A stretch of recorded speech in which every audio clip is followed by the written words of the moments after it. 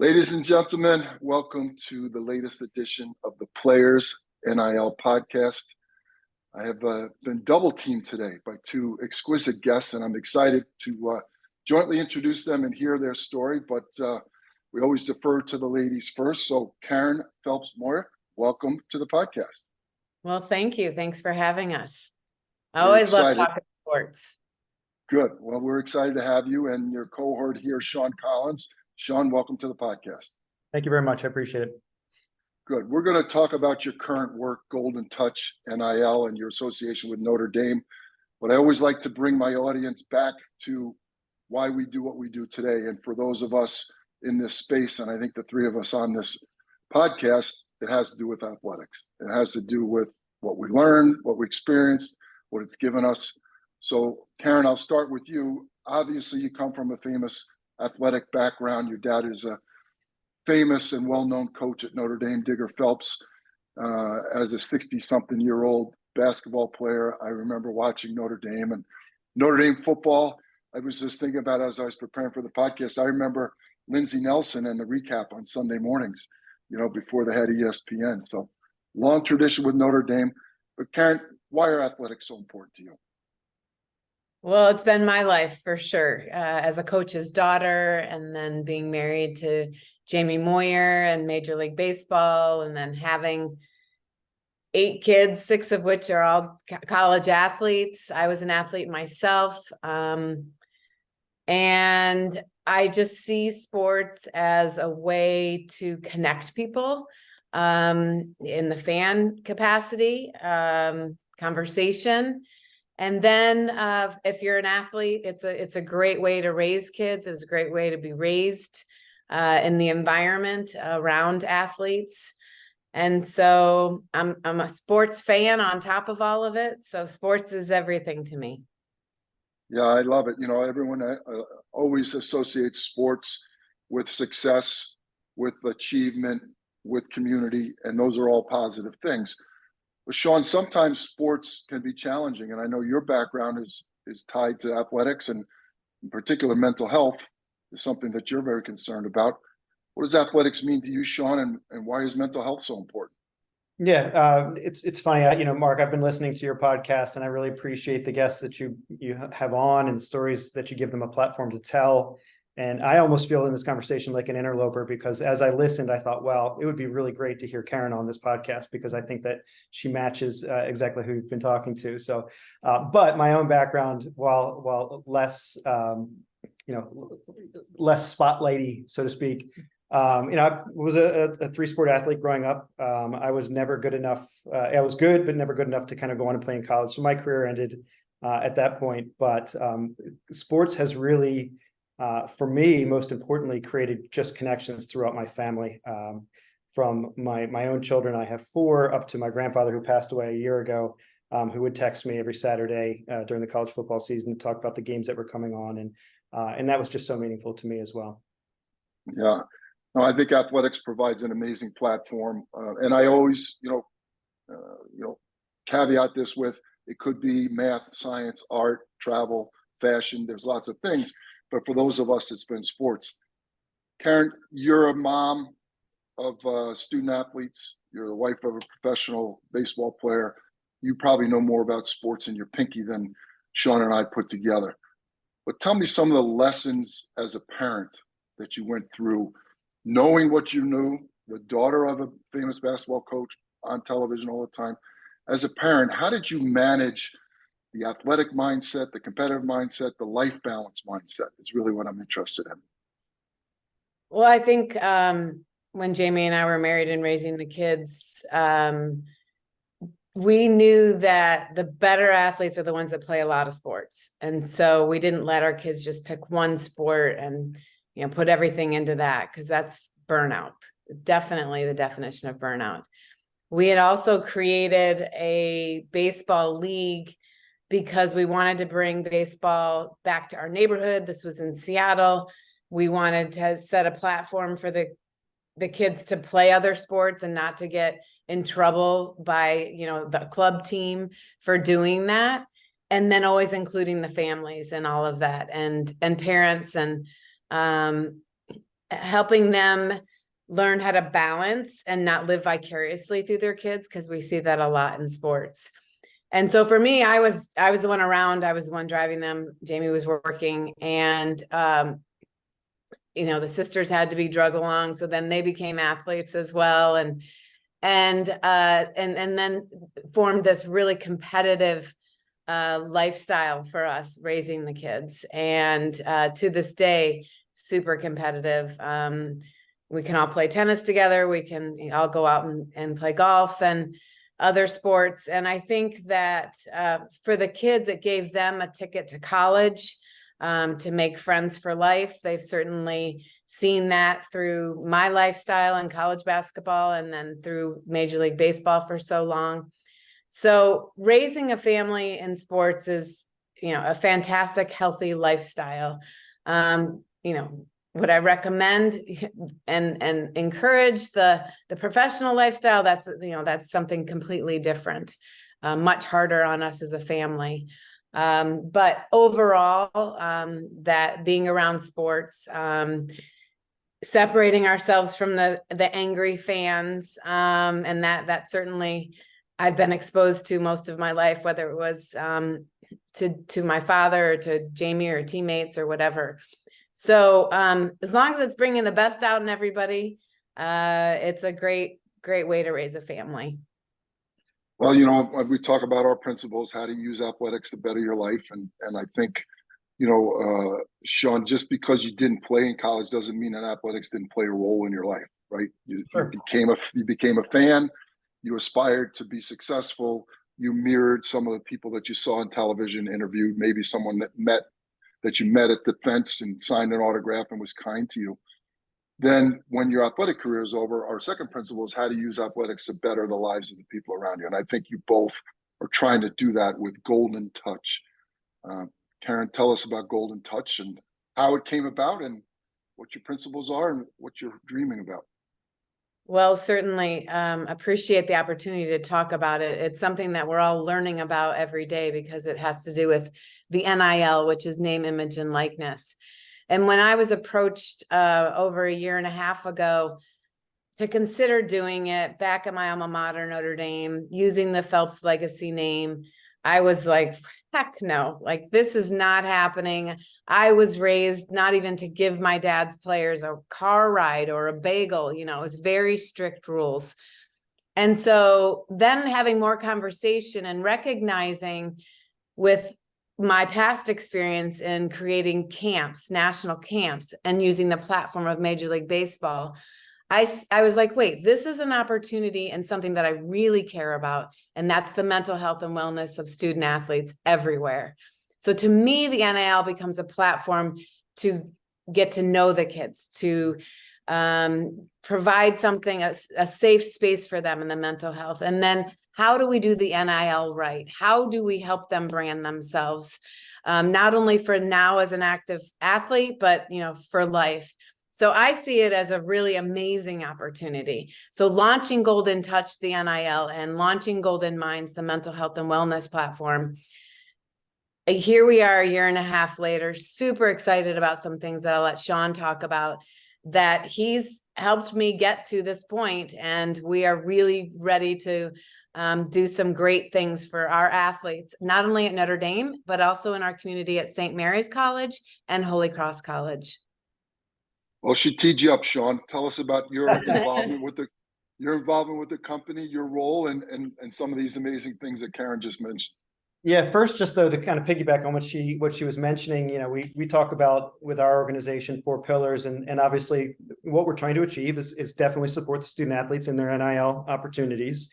We take the mental health of student athletes very, very seriously. There are some very alarming statistics that need to be addressed, and we want to give everybody the opportunity to elevate that conversation, normalize the discussion, get support wherever they need it. But one of those pillars is also the ability to just give student athletes life skills, soft skills, to help them become better people post college and post athletic career. So we try to partner with organizations that will support that as well. But what we're really excited about is we just launched a partnership with WME Sports. who's going to help support our organization and our student athletes in sourcing deals for the student athletes themselves, helping to coordinate and consult on some of our fundraising efforts, and also to provide educational opportunities for the student athletes through summits and presentations, based on a number of things from brand development to, speaking to the media, and then on to, to other things, just like careers that they may be interested in as it relates to sports management or sports in general, sports marketing. So it just gives a tremendous depth of resources and opportunities for our student athletes. In the first 2 years of NIL, there's been so much news and talk about the sensationalized athlete, the Power 5 athlete, the revenue generating sport, and rightfully so. Those stories are amazing. The numbers are astronomical, what some of these student athletes are able to command. Most of that's been funneled through what we commonly call a collective now, which I sarcastically say is a booster club on steroids, right? And whether we like it or not, when there's money, when there's opportunity, and when there's power, those people are going to take advantage of that. And, good for those kids that can take advantage of it. The Players NIL, my company, is focused on the 98% that don't have those resources. And that real NIL involves the life skills that you're talking about, Sean, right? And it's not just a 4-year thing. We say it's a 40-year thing, right? And that this is an amazing opportunity to become entrepreneurial, to start a brand, to become a digital marketer. Maybe you want to get into video editing, create relationships, all those things. So Karen, if that resonates with you, tell us why you're different than a traditional collective.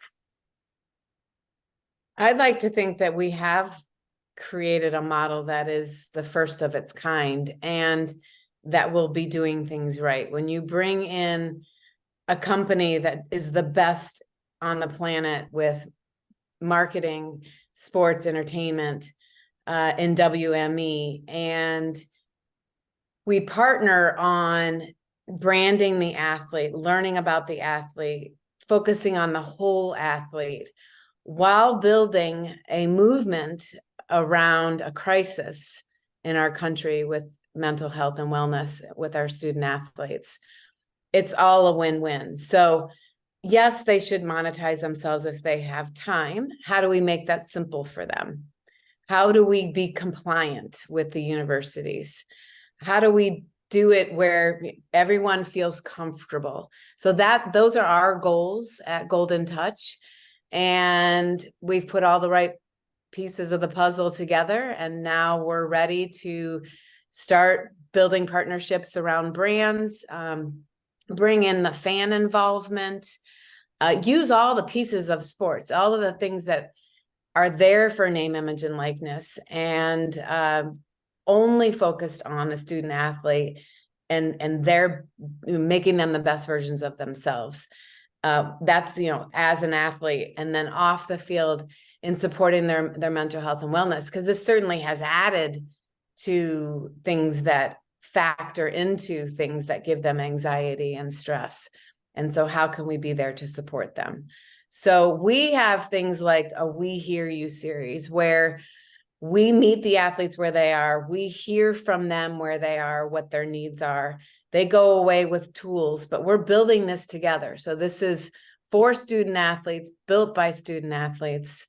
And I think it's a really exciting time to be where we are 2 years in it. The first year we kind of watched how it was happening, and then here we are. Yeah, I love it. And I think that holistic approach in the long run is going to win out. That's my opinion. So congratulations on that.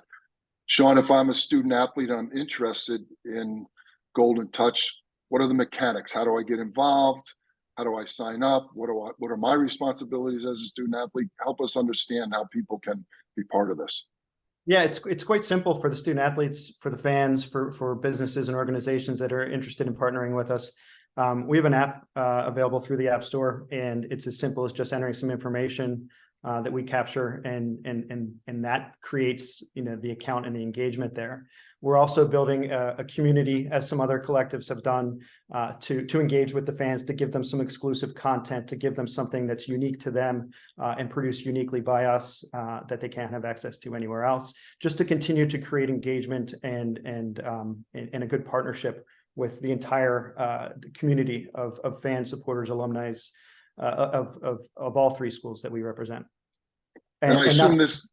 And not to be cheeky, but we have ourselves tried to move away from the word collective because it does carry so much negative connotation, unfortunately, and maybe moving towards a different what do we call Coalition. Coalition. I was drawing a blank on it, but an NIL coalition, just because I think it represents, number one, what we're trying to do for all three schools. And number two, the breadth of covering, like you said, the 98% as well, just kind of bringing everybody into the fold. Yeah. So this is. Yeah, Well, that's okay. I was just going to ask. So this is for all the athletes, not just for the big revenue generating sports, correct? It is. And we will tend to focus on the bottom 98% and the Olympic sports and the female athletes. At Notre Dame, we have fencing, for example, holds the most national championships. Our lacrosse team just won a national championship. So, there's influencers of all kinds, of all walks, everywhere, monetizing themselves. And so how do we support them? They all have a story. They all have some type of mental health and wellness, whether they've experienced it, whether their teammate has. How do we create leaders around this? How do we have impact, not only in our model, but taking it everywhere? It has a lot of power. I'm really excited about it. Yeah, well, it sounds awesome. And I think it is something. I think coalition is a better word than collective. And I think the general public has taken the collective news, transfer portal news, conference realignment news and said, NIL's ruining college sports. And I couldn't disagree more vehemently, because I think what NIL really has just given us a platform to really empower athletes. And my opinion is that 20 years from now, the athletes that you touch today are going to be the leaders of our society. They're going to be our educators. They're going to be our business people, our family and community people. And they will have had a head start and a running start and a balanced start to their life post athletics when the ball stops bouncing. Because as Karen, you and I have talked about, when that ball stops bouncing and you're no longer that football player, basketball player, baseball player, and all of a sudden your identity has to be who you really are, you better have something to fall back on, right? Indeed. And that's, I think, we have to get better at with our student athletes on all levels, is that their sport doesn't define them and who they are. And to not be so wrapped up in that. I love Coco Gauff, and I don't know if you're following her, but she is so put together as a 19-year-old. And some of her quotes in the last couple of weeks about how she handles pressure, she sees that as a privilege. And so that's like flipping things, right?